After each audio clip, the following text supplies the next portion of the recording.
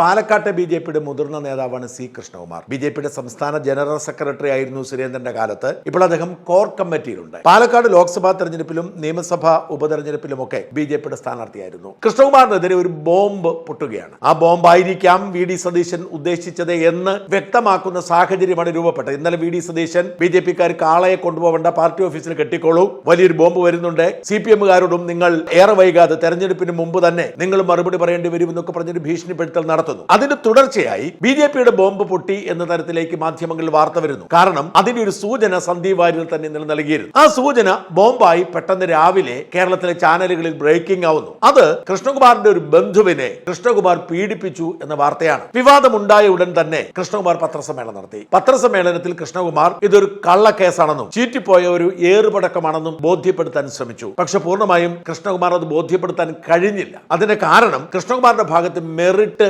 ഇല്ലാത്തത് കൊണ്ടല്ല, നേരെ മറിച്ച് മാധ്യമപ്രവർത്തകരുടെ കൗശലപൂർവമായ ചോദ്യങ്ങൾക്ക് ഉത്തരം പറയാൻ കഴിയാത്തത് കൊണ്ടാണ്. കൃഷ്ണകുമാറിനെതിരെ ഈ പരാതി ഉണ്ടാവുന്നത് ഇപ്പോഴൊന്നുമല്ല, 2014 ഈ 2014 മുതൽ ഈ 10 വർഷവും അനേകം തവണ ഇത് പുറത്തേക്ക് വന്നിട്ടുണ്ട്. അന്നത്തെ നേതൃത്വം പരിശോധിച്ചതാണ്. പിന്നീട് ഇത് കോടതിയിലായി. കോടതിയിലെ 2 കേസുകളിലും കൃഷ്ണകുമാർ പൂർണ്ണമായും നിരപരാധിയാണ് എന്ന് പറഞ്ഞ് വിട്ടയച്ചതാണ്. കൃഷ്ണകുമാറിന്റെ ഭാര്യ മിനിയുടെ ബന്ധുവുമായുള്ള സ്വത്ത് തർക്കമാണ്. ആ യുവതി ഒരു അന്യമതസ്ഥനൊപ്പം ഇറങ്ങിപ്പോയത് കൊണ്ട് വീട്ടുകാർ അവർക്ക് സ്വത്തൊന്നും കൊടുത്തില്ല. അവൾക്ക് കൂടി അർഹതപ്പെട്ട സ്വത്ത് കൃഷ്ണകുമാറിന്റെ ഭാര്യയ്ക്ക് കിട്ടുന്നു. ഇതാണ് തർക്കത്തിന്റെ അടിസ്ഥാനം. ഇതിന്റെ പേരിലുള്ള കശപശ കേസായപ്പോൾ കൃഷ്ണകുമാർ കയറി പിടിച്ചു, ലൈംഗികമായി പീഡിപ്പിക്കാൻ ശ്രമിച്ചു എന്നുകൂടി പരാതിയിൽ ഉൾപ്പെടുത്തി. പോലീസ് മാറി മാറി അന്വേഷിച്ചു. അത്തരം ലൈംഗിക പീഡനങ്ങളൊന്നും നിലനിൽക്കില്ല എന്ന് ബോധ്യപ്പെടുത്തി. അതവിടെ ഉൾപ്പെടുത്തിയില്ല. ബാക്കി കേസുകളിൽ വിചാരണ പൂർത്തിയാക്കി കൃഷ്ണകുമാറിനെ കുറ്റവിമുക്തനാക്കി നിലനിൽക്കുന്നില്ല എന്ന് പറഞ്ഞ് ഇത് കഴിഞ്ഞുപോയ കാര്യമാണ്. കോടതി വിധിയുണ്ട്. പക്ഷെ മാധ്യമപ്രവർത്തകർ അദ്ദേഹത്തോട് ചോദിക്കുന്ന ചോദ്യത്തിന് കൃത്യമായി ഉത്തരം പറയാൻ അദ്ദേഹത്തിന് കഴിഞ്ഞില്ല. മാധ്യമപ്രവർത്തകർ ചോദിക്കുന്നത്, നിങ്ങളെ കുറ്റവിമുക്തനാക്കിയിരിക്കുന്നത് സ്വത്ത് തർക്കത്തിലാണ്, സിവിൽ കേസിലാണ്,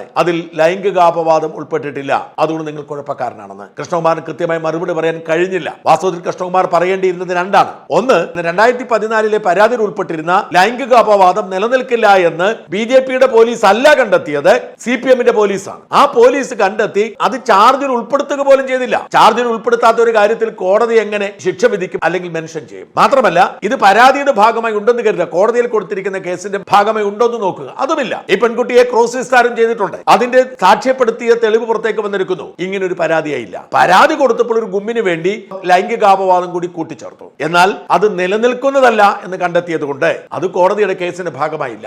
ബാക്കി കേസിൽ പൂർണ്ണമായും കൃഷ്ണകുമാർ ജയിക്കുകയും ചെയ്തു. ഇത് സംഭവിച്ചത് 10 വർഷം മുമ്പാണ്. ഇപ്പോഴിതാ സന്ദീപ് വാര്യർ കോൺഗ്രസിലേക്ക് പോയി കഴിഞ്ഞിട്ടും അത് പൊക്കി പിടിച്ചുകൊണ്ട് വരുന്നു. അത് 8 നിലയിൽ ചീറ്റിപ്പോയിരിക്കുന്നു. അക്ഷരാർത്ഥത്തിൽ ഈ ആരോടും ചീറ്റിപ്പോയി.